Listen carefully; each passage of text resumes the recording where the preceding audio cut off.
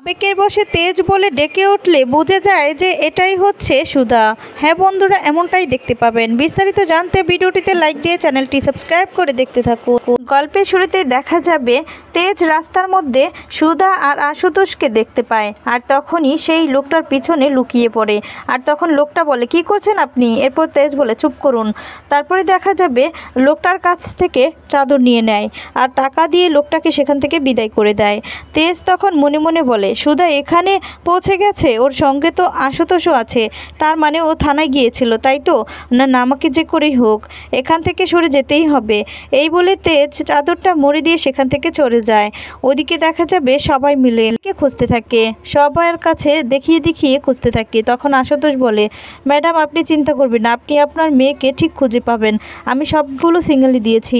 তারপর সুধা মন্দিরে যায় আর প্রার্থনা করতে থাকে আর বলে, তুমি তো জানো ঠাকুর, আমি 5 বছর আগে সব কিছু হারিয়ে ফেলেছি আমার নিজের। এরপর তুমি আমার মেয়েকে আমার কাছে দিয়েছো, এখন আমার মেয়েকে আমার কাছ থেকে তুমি কেড়ে নিও না, আমার মেয়েকে তুমি আমার কাছে ফিরিয়ে দাও, ফিরিয়ে দাও তুমি।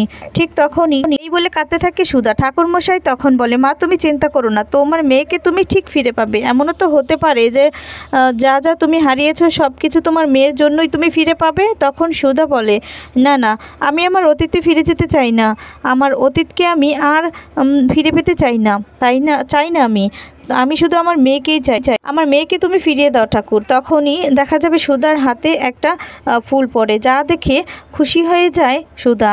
আর তারপর দেখা যাবে বলতে থাকি, ঠাকুর আমার মেয়েকে তাহলে এখানেই আছে, এদিকেই আছে, আমি কি তাহলে আমার মেয়েকে খুঁজে পাবো? ওদিকে তেজ সেখানে আসে, আর তখন এসে সুধাকে যখন দেখে প্রার্থনা করতে, তখন তেজ সুধার কাছে আসে আর সুধার পাশে এসে দাঁড়ায়, একসঙ্গে প্রার্থনা করে। তারপর তেজ মনে মনে বলে, না না, সুধাকে কষ্ট দিতে গিয়ে আমি অনেক বড় ভুল করছি, না না, আমাকে আর ভুল করলে চলবে না। এই বলে সেখান থেকে একটা চিঠি রেখে চলে যায়।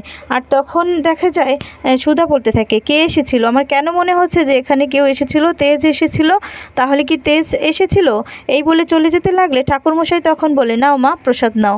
তখন সুধা বলে, কিন্তু ঠাকুরমশাই আমি তো পুজো দেইনি। ঠাকুরমশাই বলে, এখান থেকে কেউ পুজো দেয় না, প্রসাদ নাও। আর তখন প্রসাদের বাটিটা হাতে নিলে সেখানে একটা চিরকুট দেখতে পায় সুধা, যে যদি তুমি এখানে লেখা থাকে যে তরিকে তুমি খুঁজে পাবে, কিন্তু তুমি যদি সুধা হয়ে ফিরে আসো তবেই ফিরে পাবে, রুক্মিণী হয়ে নয়, তোমাকে আমার কাছে সুধা হয়ে ফিরে আসতে হবে। তখনই সুধা বলে, তেজ এখানে এসেছিল, এই তো চিরকুটটা লিখে চলে গেছে। তখন চিরকুটটা সবাইকে দেখায় আর তখন সবাই দেখে চমকে যায়। ওদিকে দেখা যাবে অবিনাশ একজন গোমটা পড়া মেয়ের সাথে কথা বলতে থাকে, আর তখন সেই মহিলা অবিনাশকে বলে, তোমাকে এই বাড়িতে ফিরিয়ে নিয়েছিলাম কেন, তুমি কি ভুলে গিয়েছো?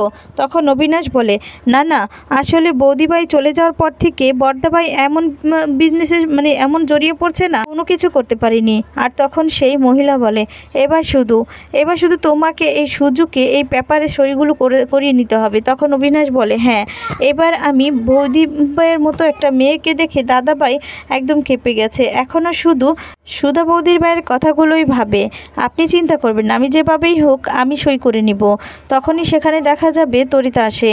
তরিতা আসলে তখন সে ভিতরে চলে যায়। তরিতা তখন বলে, কে এসেছিল অবিনাশের সাথে দেখা করতে? তখন অবিনাশ তরিকে দেখে চমকে যায় আর তখন যে, হ্যাঁ তুমি কার সঙ্গে কথা বলছিলে? তখন অবিনাশ বলে, মিস্টার দাস এসেছিল, এই তো কোম্পানিতে পেপার দেওয়ার জন্য। তখন তরিতা বলে, কিন্তু মিস্টার দাস ভিতরে আসলো না কেন? তখন অবিনাশ বলে, আসলে হয়তো বা কোনো তাড়া ছিল, আমি তো ওনাকে বলেছিলাম ভিতরে যেতে। আচ্ছা, আমাকে কিছু ডকুমেন্টস দিয়েছে, আমাকে এগুলো দেখতে হবে, আমি যাই।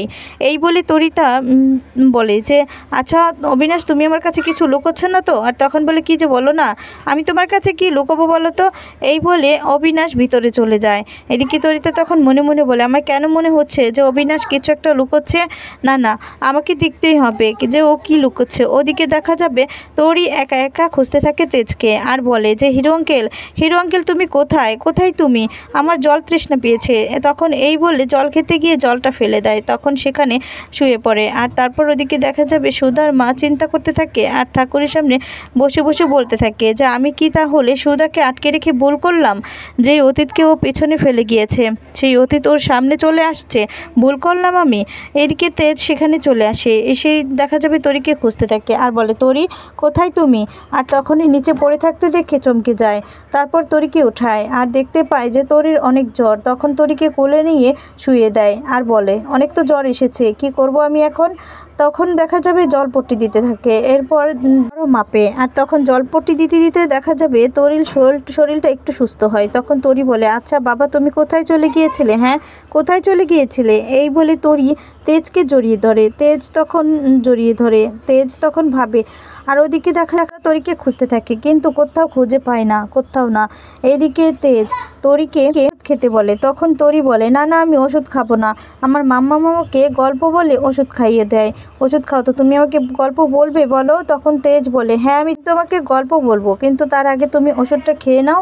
আর তারপর দেখা যাবে তারপর তরি ওষুধটা খেয়ে তখন বলে এবার গল্প বলতে হবে তো, ঠিক আছে আমি বলছি। একটা রাজা একটা রানী ছিল, তারা না খুব ভালোবাসতো দুজনকে, কিন্তু এক সময় আর তখন এ কথা বললে থেমে যায়। সুধার কথা মনে পড়তে থাকে তেজের। তেজ তখন বলতে থাকে, আর আগেই দেখা যায় তরি বলতে থাকে তুমি তো দেখছি গল্প বলতে পারো না, জানো তো রাজা না এক সময় দূরে চলে গিয়েছিল। আর তখন বলে জানো তো আমার মা বলে আমার বাবা না একদম হিরোর মতো ছিল, একদম তোমার মতো। বাবা নাকি কোনো অন্যায় দেখলে ফাইট করতো, তুমি কি আমার বাবা? আর তখনই দেখা যাবে তেজ বলে দূর, তখন থেকে যে কি বলা শুরু করেছো বলো তো? তখন তরি বলে তুমি কিন্তু আবার আমাকে বকা দিয়েছো, না আমি তোমার সঙ্গে কথা বলবো না। তখন তরি বলে ঠিক আছে তোমার যা ইচ্ছে তুমি তাই বলো।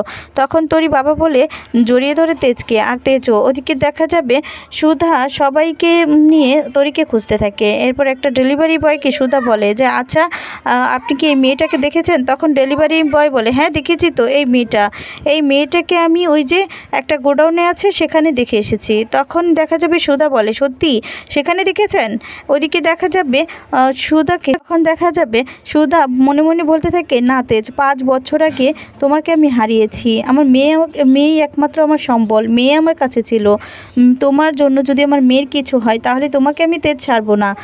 আর তখনই দেখা যাবে সেই লোকটাকে বলে যে আচ্ছা আপনি কি আমাকে সেখানে নিয়ে যেতে পারবেন? তখন লোকটা বলে হ্যাঁ হ্যাঁ ম্যাডাম নিয়ে যেতে পারবো তো। ওইদিকে দেখা যাবে আসো তো, সেখান থেকে বারবার করে তেজকে ফোন করতে থাকে, কিন্তু তেজ ফোনটা কিছুতেই রিসিভ করে না। ওদিকে দেখা যাবে সকাল হয়ে যায় আর তারপর দেখা যাবে তরির জ্বরটা কমে গিয়েছে। তেজ তখন বলে আমি কিছুতে কিছু মিলাতে পারছি না, তরি কি আমার মেয়ে তাহলে?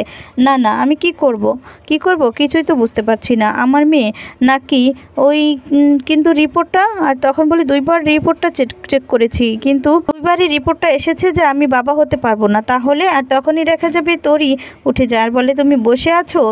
আর তখনই বলে আচ্ছা আমার বিএফএফ কোথায়? আর তখন তেজ বলে বিএফএফ সে আবার কে? আর তখন বলে তুমি তো দেখছি কিছুই জানো, আমাদের সঙ্গে মুম্বাই থাকে জানো তো, খুব ভালো, আমার সঙ্গে কত খেলে, গল্প করলে, মাম্মামকেও না খুব পেয়ার করে। তখন তেজ বলে তোমার ওই বিএফএফ তোমাদের সঙ্গেই থাকে? আর তখন বলে হ্যাঁ আমাদের সঙ্গেই থাকে, আমরা এক বাড়িতেই থাকি।